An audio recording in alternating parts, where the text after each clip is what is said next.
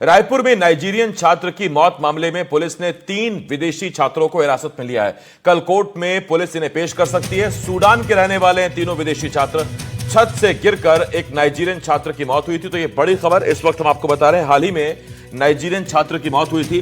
बताया जा रहा था कि एक छात्रा से बातचीत का यह पूरा मामला था और सैम नाम था इस नाइजीरियन छात्र का, जिसकी छत से गिरकर मौत हुई थी। और उस मामले में 3 विदेशियों को पुलिस ने अभी हिरासत में लिया है, उन्हें गिरफ्तार किया है। कल कोर्ट में उनकी पेशी हो सकती है।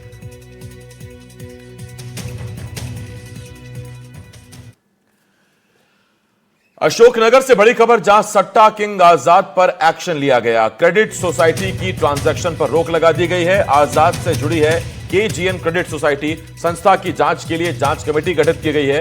विश्वास सारंग ने 7 दिन में जांच रिपोर्ट मांगी है। फिलहाल सट्टा किंग आजाद खान अभी जेल में बंद है।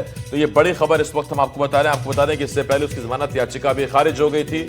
उसके भाई की भी एक मामले में गिरफ्तारी हुई है। और अब जो अपडेट आ रही है वो ये कि सट्टा किंग आजाद पर एक्शन हुआ है। क्रेडिट सोसाइटी की ट्रांजैक्शन पर रोक लगी है। आजाद से जुड़ी है केजीएन क्रेडिट सोसाइटी।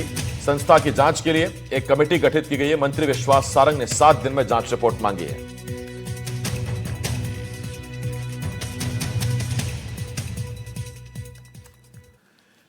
ग्वालियर में हाईवे पर एक एंट्री गेट का हिस्सा गिर गया। स्मार्ट सिटी प्राधिकरण ने भारी भरकम एंट्री गेट बनाया था।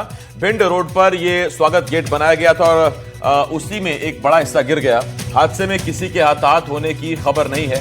तस्वीरें हम आपको दिखा रहे हैं। ग्वालियर फोर्ट की तर्ज पर ही उसी डिजाइन में, उसी वास्तु में ये एंट्री गेट बनाया गया था।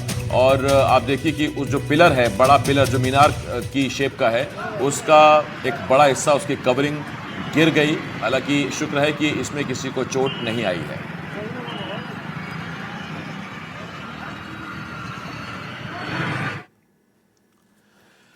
आगर मालवा में आरोपियों का जुलूस निकाला गया। मारपीट की घटना के आरोपियों का जुलूस निकाला गया। 2 पक्षों में विवाद के बाद तनाव की स्थिति बनी थी। कोर्ट में पेशी के बाद पुलिस ने आरोपियों का जुलूस निकाला। दरअसल हिंदू संगठनों ने आरोपियों के जुलूस निकालने की मांग की थी।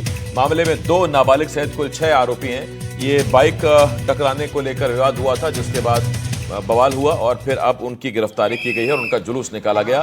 2 तस्वीरें आपकी टीवी स्क्रीन पर। आरोपियों पर एक्शन लिया गया है। आरोपियों ने एक्शन दिखाया तो पुलिस का रिएक्शन सामने आया। बाइक टकराने पर विवाद हुआ था और उसके बाद पुलिस ने आरोपियों को गिरफ्तार कर जुलूस निकाला।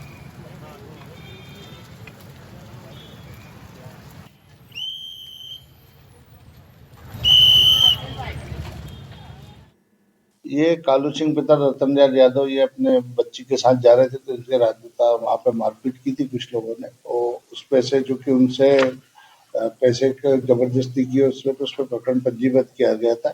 आज इनका आरोपियों का मेडिकल कराकर न्यायालय पेश किया गया है। सर, आरोपी कुल कितने हैं मामले में और किस तरह की स्थिति? इसमें कुल 5 आरोपी हैं, जिसमें से 2 नाबालिग हैं, बाकी 3 बालिग हैं। तो उन पे प्रकरण पंजीबद्ध किया और उनको न्यायालय पेश किया गया है। 2 नाबालिग है, उनकी स्थिति क्या है सर? क्या नहीं, वो है, एक का पेपर था, उसका पेपर भी दिलाया गया और बाकी जो नाबालिग है उनके जो कानून अनुसार उनके साथ भी वही कार्रवाई की जाएगी।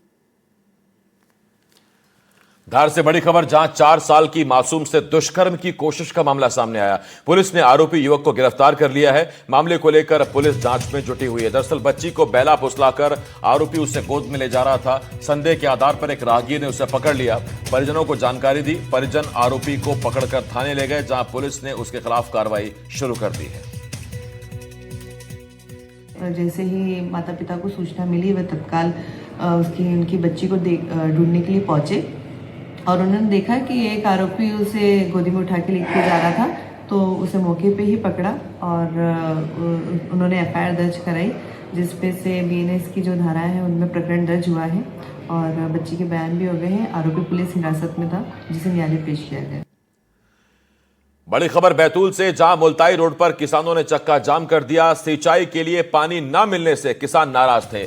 किसानों ने आरोप लगाया कि पानी न मिलने से उनकी फसल सूख गई है। समाधान न मिलने पर किसानों ने चक्का जाम की चेतावनी दी। सड़क पर चक्का जाम होने से वाहनों की लंबी लंबी कतारें लग गईं।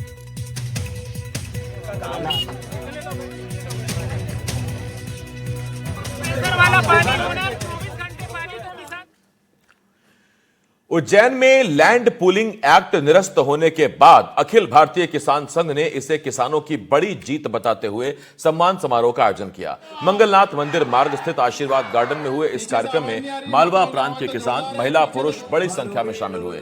इस दौरान खाटू श्याम की भजन संध्या आयोजित की गई और बाबा महाकाल को लैंड पूलिंग एक्ट खत्म होने पर धन्यवाद दिया गया। किसान संघ के पदाधिकारियों ने कहा कि यह फैसला लंबे आंदोलन और किसानों की एकजुटता का परिणाम है। वहीं उन्होंने स्पष्ट किया कि लैंड पूलिंग एक व्यापक विषय है जिस पर आगे भी चर्चा जारी रहेगी। नहीं, लैंड पूलिंग विषय अलग है, सिंहस्थ का विषय अलग है, लैंड भूमि अधिग्रहण का विषय, सारी विषय अलग है। सारी विषय को किसान देखता है, किसान संघ देखता है, उसके लिए अलग अलग तैयारियां चल रहा है। मतलब आज किस तरह का कार्यक्रम है? आज ये धन्यवाद दे रहे हैं महाकाल को, धन्यवाद दे रहे हैं जिन लोगों ने जो लैंड पूलिंग एक्ट आया था उनको वापस किया, धन्यवाद देते हैं किसानों को।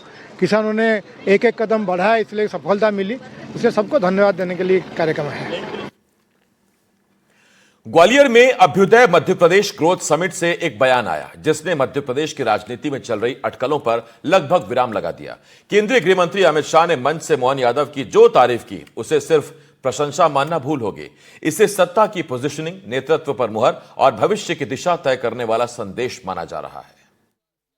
अब मोहन यादव जी शिवराज जी से भी ज्यादा ऊर्जा के साथ इसको आगे बढ़ाने का काम कर रहे हैं। इससे निश्चित रूप से मध्य प्रदेश अब विकसित राज्य बनेगा।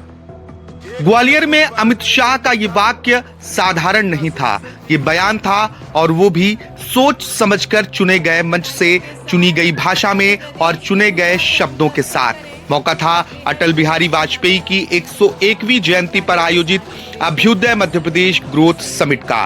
मंच राष्ट्रीय था, पार्टी का नहीं, भाषा विकास की थी, राजनीति की नहीं। राजनीतिक गलियारों में इसे अब बीजेपी हाईकमान का स्पष्ट और सार्वजनिक संकेत माना जा रहा है। संदेश साफ था, यही मुख्यमंत्री हैं